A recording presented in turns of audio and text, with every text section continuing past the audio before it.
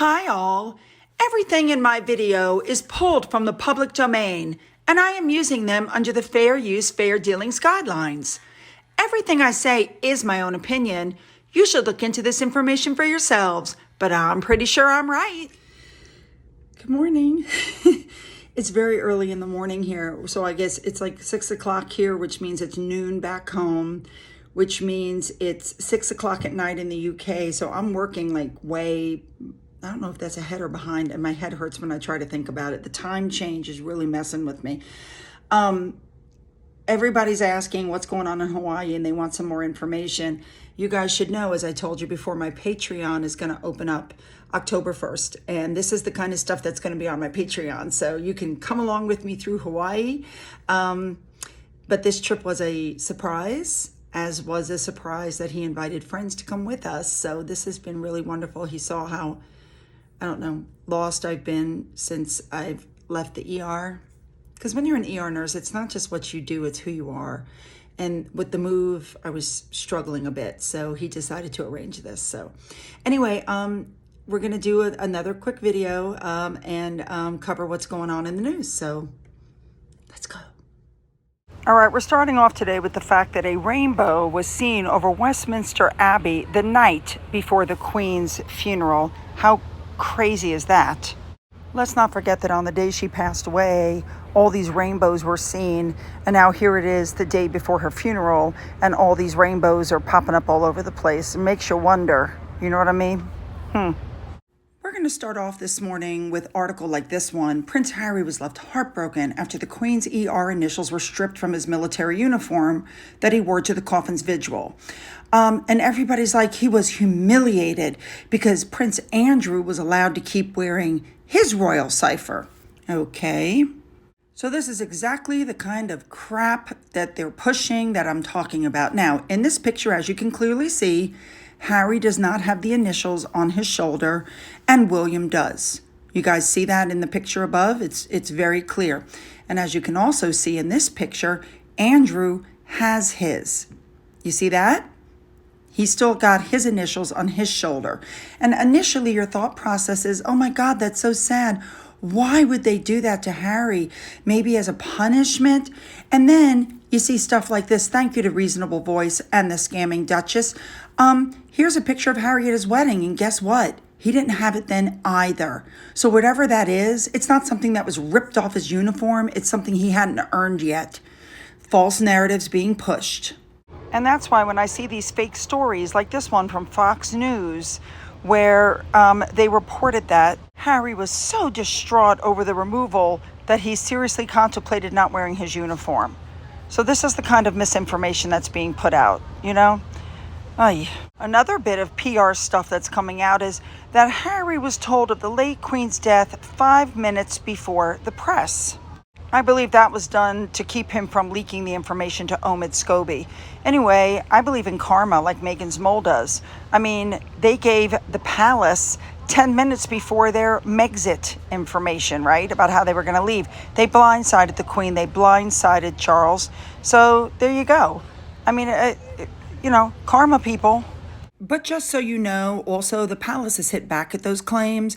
The reason that Harry was the last one notified is because Harry was in a plane over Scotland and they couldn't reach him. That's why he was the last one notified. Nice try to put a victim on it, though. And I personally agree with what Unlikely Bot said. You know, we don't care how late you were told. If you were the last on the list, you reap what you sow. And it's not your family's job to coddle you. I completely agree. All right, the next thing about misinformation that came out was that Harry and Meghan found out they'd been uninvited from the Buckingham Palace reception by reading press reports. Okay, we already know that they were not invited. We know that they weren't invited because they're not working royals and they can't be trusted. But the final coup de grace came from Neil Sean, who contacted Buckingham Palace himself to ask, and the palace confirmed that they were never invited.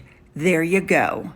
All right, this picture I just wanted to throw out there because I came across it on Twitter. Sri Lankan Airlines celebrate the life and reign of Her Majesty Queen Elizabeth II.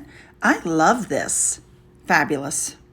All right, people have started arriving for the funeral, and they're going to visit the Queen as she's lying in state. We have Joe Biden and his wife, Jill. We have King Philippe and Queen Letizia of Spain paying their respects.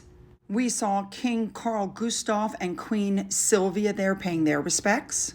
The President of India, Mrs. Murmu, I believe is how you say her name, was seen at Westminster Hall as well. The President of Trinidad and Tobago, Paula May Weeks, was seen there as well, and apparently she was visibly emotional.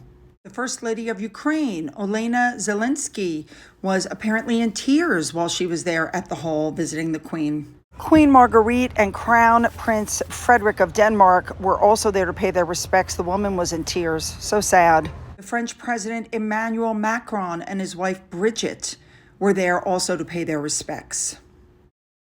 Hundreds of heads of states arrived at Buckingham Palace for the diplomatic reception that was being hosted by the king. Yep.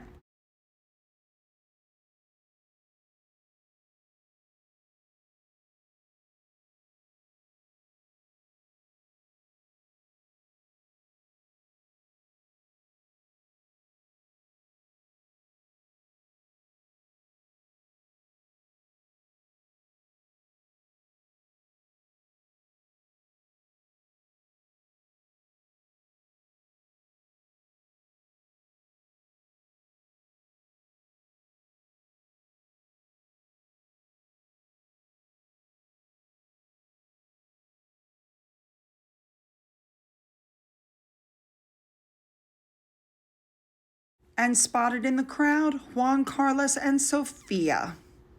Queen Rania of Jordan was also spotted entering the palace for the reception with King Charles. In the midst of all this, Camilla did a television interview where she talked about the Queen, and she said she had wonderful blue eyes and that when she smiled, they lit up her entire face. She said, I'll always remember that smile because, that smile was unforgettable. It's going to be aired on the BBC shortly before the National Minute of Silence at 8 p.m. She also praised the Queen's leadership, saying she was a solitary woman in a male-dominated world. And she said she was the only one, and so I think she carved her role, which I think is fabulous. And she also said, and I'm quoting, that since she's 75, she can't remember anybody except the Queen being there, which is, I think, the way most people feel. Charles renewed his vows as his darling mama's promise of lifelong service, and he spoke about Camilla and the fact that she will bring to the demands of her new role the steadfast devotion which he has come to rely on so much, and that this important work will go on in trusted hands. I think this is going to go well. Now, with all of this going on, let's not forget the war in Ukraine rages on. And so Catherine, the Princess of Wales, had an audience with the First Lady of Ukraine, I guess, to check in on her. And the president and his wife have been very vocal about the support that was given to them and that continues to be given to them by William and Catherine. So here's Charles again, just hours before he has to do the funeral of his mom, and he's working. He has a lot of meetings, and one of the people he met up with was Liz Truss, the new prime minister. The business of the, work of business still goes. The work of the state still goes. So Charles put out a very heartfelt statement on the eve of the funeral, and they released a new photo of the Queen that was taken during her Platinum Jubilee. And I think this photo sums her up perfectly.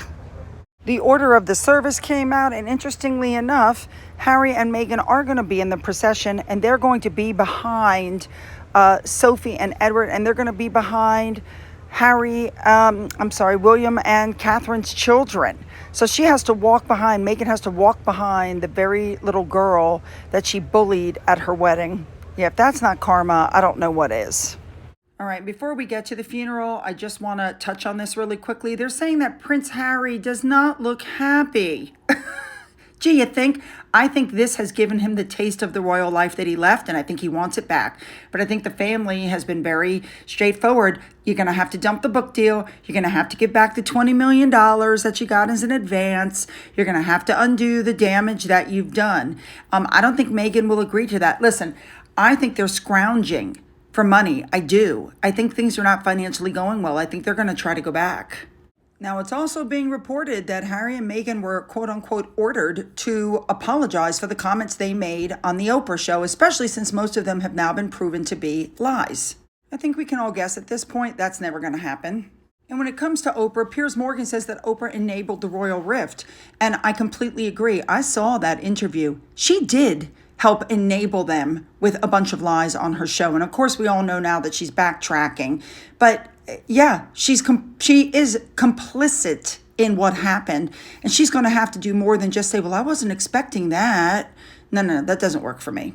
Now, we've all heard that Harry and Meghan have decided to part ways with Sunshine Sachs, but now the word is that Meghan plans to throw them under the bus by saying that it was Sunshine Sachs's idea to attack the British royal family with the racism claims, and it's had nothing to do with her. Another rumor is that Harry and Meghan expected an enormous windfall, and with the Platinum Jubilee, and that she had not been paying her bills with Sunshine Sachs, and she left them with the debt, and that's why they're wanting to return to the royal family. All right, really quickly, I showed you this in the article the other day, that, Harry and Meghan are really pushing for those titles, and I thought it might have something to do with their IPP status. Let's not forget, they're suing the government because they want the IPP status for their children. They don't want to pay for security anymore. They want wherever they are to pay for it out of their tax funds. That's what they want. So I found this on Twitter, and according to Bookworm 2, if the Markle children get prince and princess titles, they can get IPP status. If there are 3 titled people in the household, they become IPP eligible. Yep. So that's why they're reaching for those titles for the kids. They won't have to pay for security anymore, which means wherever they're living, that government has to shell out millions upon millions upon millions every year just for them. I'm sorry. I don't want my tax dollars going there. All right, really quickly, they're saying that Andrew is facing a total exile from the firm, that there's no way back for him. Listen, if he wants to, clear his name, he's going to have to go back and see that woman in court and clear himself. Otherwise, forget it. Okay, the Queen's funeral went on. I'm sure everybody watched it. I'm not going to cover the whole funeral, just a few highlights and a few interesting things. So watch this. So first of all, Sophie rode with Meghan again. Yay, Sophie. Thank you for stepping up. Catherine was very protective of her children. You could see it in some of the photos. Charlotte was making a point of not going anywhere near Meghan unless she had to. She was ignoring her. There you go. The kids walked into Westminster Abbey with their parents. They looked very, very nice and well controlled for children, I have to say. But here's what I've noticed. At the end, when they were singing God Save the King, Meghan wasn't singing and neither was Harry. Watch this.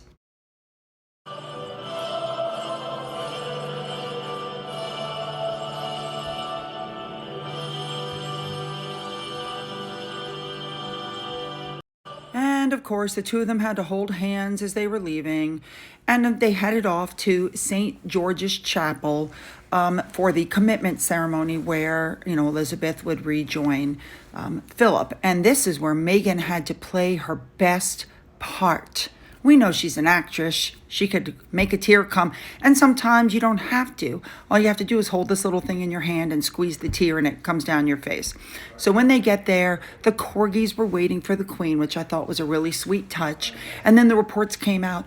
Oh, Meghan was so emotional. Yeah. She arrived with Sophie. She was wearing, I don't know, I think it's like a cape dress. I'm not sure what that is. And the reports kept coming out how upset she was.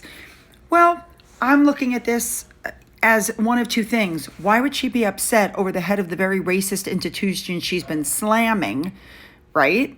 Because that's what she said. Or maybe she hid from the Sussex squad how much she actually likes the family. Makes you wonder which side of the road she's playing here. Anyway, she gets to, when I look at this picture right here, fake tears are really thick.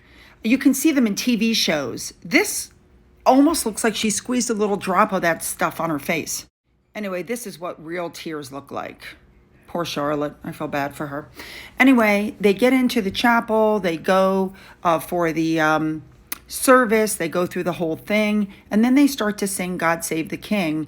Charles looks like he's about to cry, especially at the end. Watch this.